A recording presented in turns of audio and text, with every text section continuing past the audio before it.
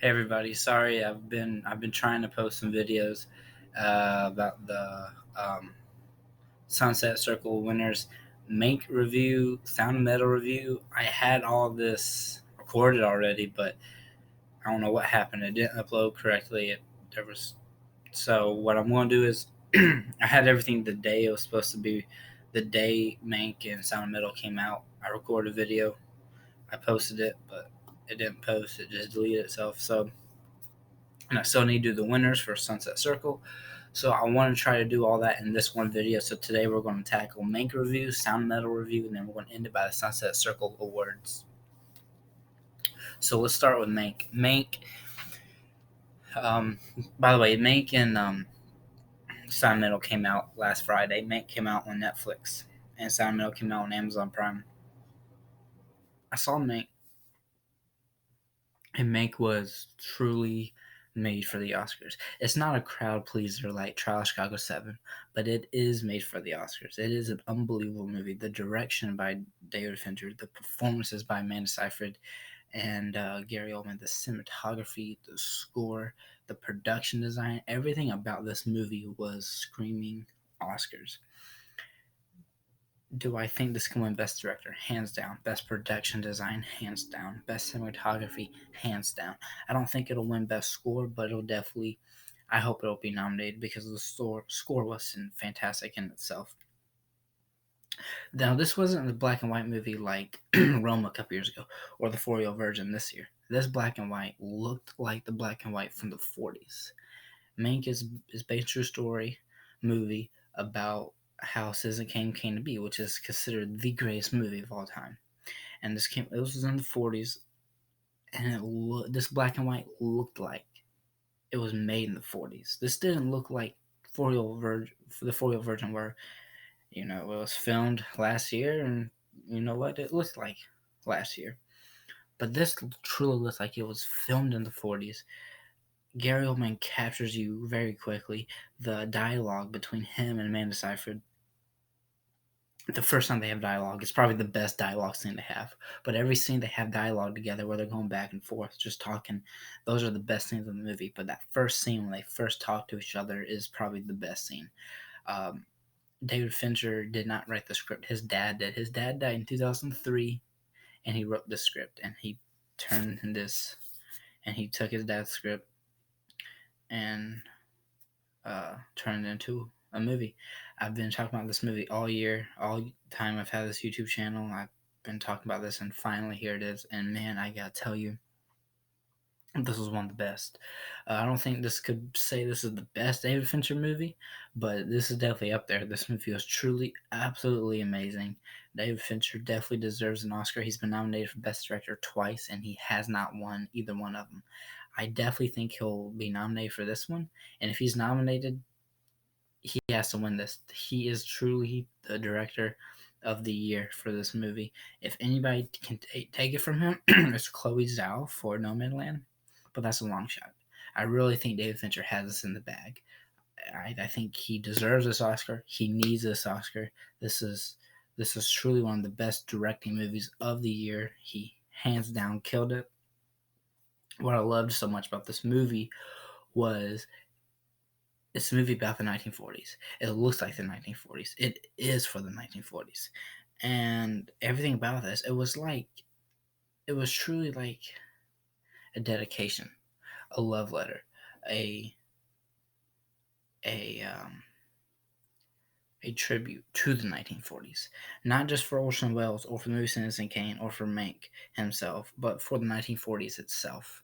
And this movie truly was mesmerizing. Yes, this is a slow paced movie. I love the fast dialogue, but it was kind of a slow paced movie. Definitely not a crowd pleaser, but if you know Orson Welles, if you know the movie Citizen Kane and you appreciate it and if you've seen it, you'll like this movie. Don't know if you don't know any of that, you honestly might not like this. But if you are a fan of those, if you do like those and appreciate those, you're gonna love Mank. You're gonna absolutely fall in love with Mank the moment it starts. Everything about this was just truly tremendous and unbelievable, and I really think this will be nominated for Best Picture. Now, do I think it can win it? It's definitely in consideration. Do I think it can win it? I'm not sure yet. I'm really not sure. Some of me says no, some of me says yes. I said the same thing about Chicago 7. I still got a lot more to watch. And No Man Land has been released in theaters, but it's going to be one of those where near me it'll get late. So I'll probably see that probably. I'm thinking it probably won't hit my area until January, but as soon as I see it, I'll post about that because that's definitely a very top consideration as well. Um, but no, this movie was unbelievable. And then after that, let me do my rating before I go into Sound of Metal. I give this 5 stars, 10 out of 10. Hands down, one of the best movies of the year. One of the best directing movies of the year. David Fincher, best director of the year. This is considered one of the best movies of the year. I don't think I would say it the greatest movie of the year because there's many factors of why people won't like this. But for me, I absolutely loved it. I do appreciate Orson Welles. I do appreciate Citizen Kane, so I fell in love with this movie instantly. But for people who are not familiar with that, I don't think you'll like this movie. But overall, for Orson Welles fans, for Citizen Kane fans, you're gonna love this movie. Next, I saw on Amazon Prime Sound of Metal. Sound of Metal is this riveting, gripping drama story about this drummer who starts losing his hearing, and he gets sent to this group who is led by a guy named Joe, and he helps this guy um, accept his situation because he's struggling with the fact that he's losing his hearing. All he wants to do is get implants and get back to drumming, but it's not that simple. It's very, very expensive and it's risky. Just because you spend very costly money in their implants doesn't mean it'll work or it'll be the result you want. And it's very heartbreaking and sad because he's going through this and it's all happening so fast. It's all like it's like all he wants to do is be a drummer. That's what he's always been doing. But then he had to stop. And he truly went to this group for his girlfriend. He said, you know what, as soon as I can get out of here, get back to my girlfriend and we'll get those implants and get back on the road for the tour and everything. And but it's not that simple. It's not that easy, and it doesn't line up to what he wants it to.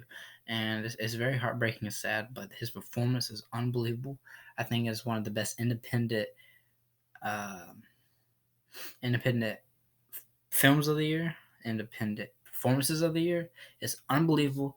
This movie definitely deserves a lot of praise. Will it be at the Oscars? No. Will it be at Golden Globes? Probably not. But this independent movie is truly amazing. I think it can be on National Board of Reviews at the end of the year's in January on their top 10 independent movies. I think he can definitely be on that list. But other than that, I can see it be at a lot of independent. It was at Sunset Circle, so it was at Gotham, so it'll be a lot of independent awards. But Oscars and Golden Globes, I wouldn't hold your breath for it. But I do give this 5 stars. I give this a 10 out of 10 as well because everything about this movie was just riveting, gripping, perfection. Everything about this was just unbelievable. It definitely hits hard, especially if you know someone that has lost hearing, and if you are the who have lost hearing. So it definitely is a relatable movie, and that's what makes it very, very sad. But no, 5 out of 5 stars, 10 out of 10, hands down, amazing. If I'm going through this fast, I'm just trying to get all this in here in a video that's not too long for you guys. But Sunset Circle Awards, they did something different than I've seen other awards do. They have a winner, then they have a runner up. A lot of these, I was shocked. I was very shocked. I gave my predictions, and I don't think I got any of these right. I'm looking at the winners again. Yeah, I don't think I got any right except one, two, three. I think I got like three right. Like so, and obviously this one was just for fun, so I'm not taking it seriously or anything. But best film was Promising Young Woman. Runner up was Mank. Best director was Darius Martyr, Sound of Metal. Runner-up, Chloe Zhao, No Man's Land. Best Actor, Riz Ahmed, Sound of Metal. Runner-up, Anthony Hopkins, The Father.